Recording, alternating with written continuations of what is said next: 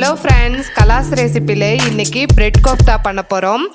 பன்னீர் கோஃப்தாவோட bread kofta ரொம்ப நல்லா இருக்குங்க.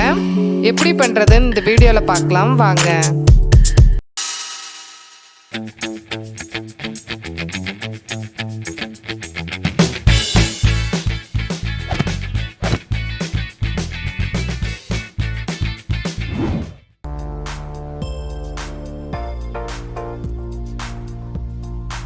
கடாயில் கொஞ்சம் ஆயில் சேர்த்துக்கோங்க.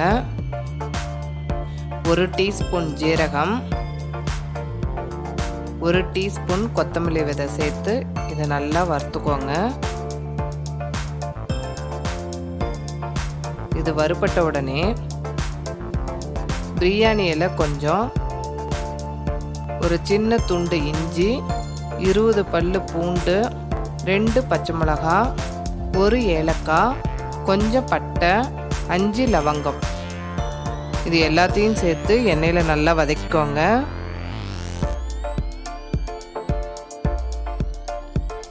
நாலு வெங்காயம் எடுத்தீங்கன்னா 4 தக்காளி எடுத்துக்கோங்க.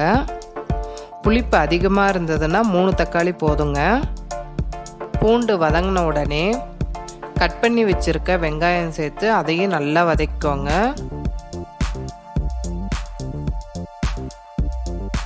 வெங்காயம் இந்த அளவுக்கு வதங்கினா நல்லா இருக்குங்க. வெங்காயம் வதங்கின உடனே ஸ்லைஸாக கட் பண்ணி வச்சுருக்க தக்காளியை சேர்த்து அதையும் நல்லா வதக்கிக்கோங்க.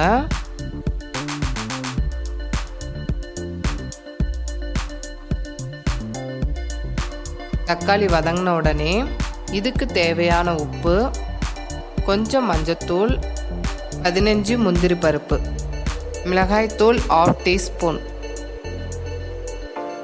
இது ஆறின உடனே மிக்ஸி ஜாரில் சேர்த்து நல்லா நைஸாக அரைச்சிக்கோங்க.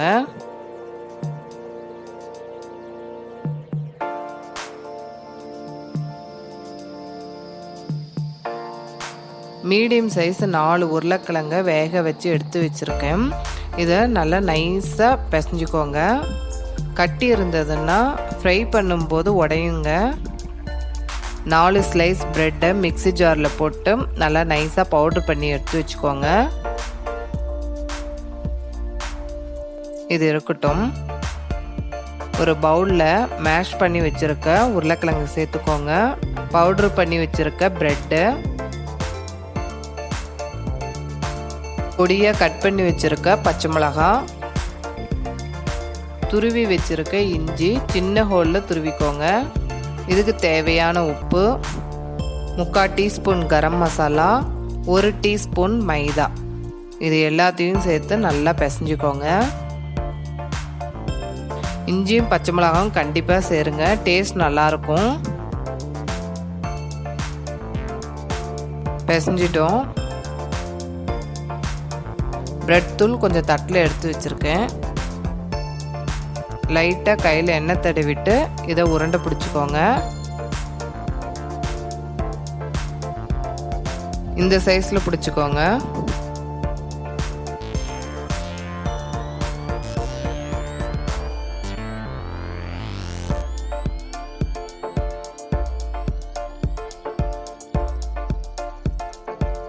நம்ம பிடிச்சி வச்சிருக்க உருண்டையை இந்த பிரெட் தூளில் புரட்டி எடுத்துக்கோங்க. இதை ஃப்ரை பண்ணி எடுத்துடலாம்.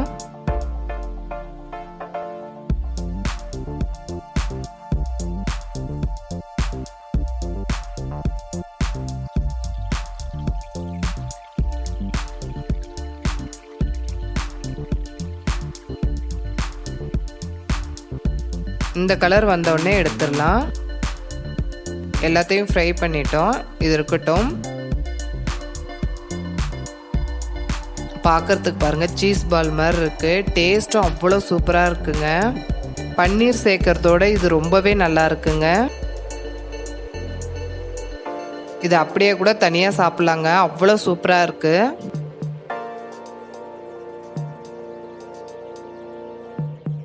கடாயில் கொஞ்சம் ஆயில் சேர்த்துட்டு அரைச்சி வச்சுருக்க வெங்காய தக்காளி பேஸ்ட்டை இது கூட சேர்த்து நல்லா கலந்து விட்டுக்கோங்க. மிக்ஸி ஜாரில் கொஞ்சம் தண்ணி சேர்த்து அதையும் சேர்த்துக்கிறேன். கலருக்காக காஷ்மீரி சில்லி பேஸ்ட்டு, இது வேண்டான்னா விட்டுருங்க. கலர் சேஞ்ச் ஆன உடனே 1/2 டீஸ்பூன் கரம் மசாலா, கொஞ்சம் கஸ்தூரி மேத்தி,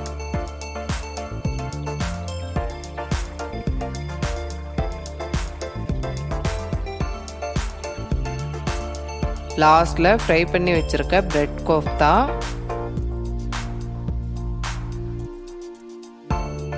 கொஞ்சம் ஃப்ரை பண்ணி வச்சிருக்க முந்திரி, இது எல்லாத்தையும் சேர்த்து கலந்து விட்டுக்கோங்க. அவ்வளோதாங்க, பிரெட் கோஃப்தா ரெடி. இது டேஸ்ட் ரொம்ப ரொம்ப நல்லா இருக்கும். இதை நீங்கள் ட்ரை பண்ணி பார்த்துட்டு உங்களுடைய கமெண்ட்ஸை எனக்கு ஷேர் பண்ணுங்கள். இந்த வீடியோ உங்களுக்கு பிடிச்சிருந்ததுன்னா கலாஸ் ரெசிபிக்கு சப்ஸ்கிரைப் பண்ணுங்கள். பெல் ஐக்கானை கிளிக் பண்ண மறந்துடாதீங்க.